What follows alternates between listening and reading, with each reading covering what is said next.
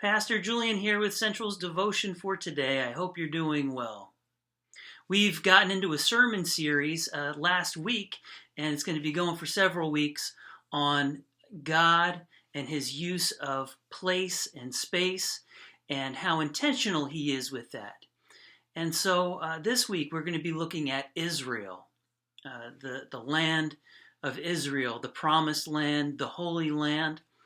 And so let's give you a little bit of a preview. I'm going to read to you from Exodus chapter 19, verses 5 to 6. And this is what it says. This is God speaking to the people of Israel. Moses is bringing the message from God. He says, "Now therefore you will indeed obey my voice and keep my covenant, and you shall be my treasured possession among all peoples.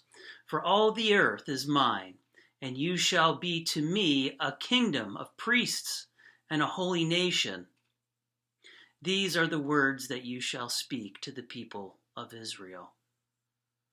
And so this is God instructing Moses. These are the words that you shall speak to the people of Israel.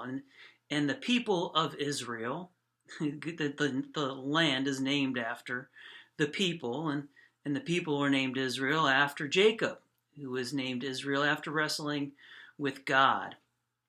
And so a name that was given to him. And so these people are named Israel, the people of the blessing of God. We hearken back to Genesis chapter 12, verses 1 to 3, where God says that he makes this covenant with Abraham that I'm going to bless you, make a name for you. I am going to bless you with many descendants, with land, and you and your descendants will be a blessing to all nations.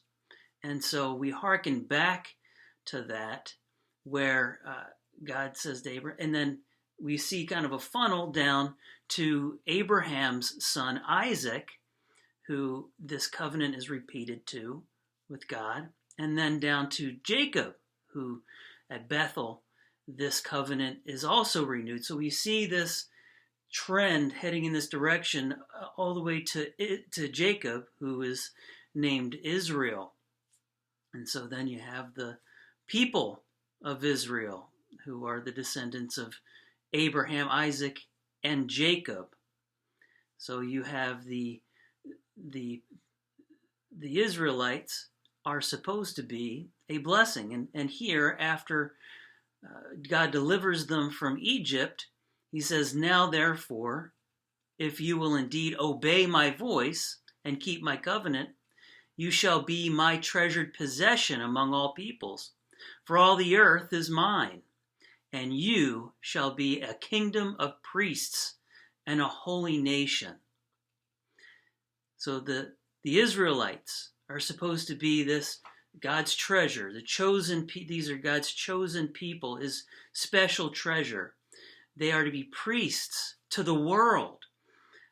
They are to be a blessing to the world, to share God's love and light and salt with the world.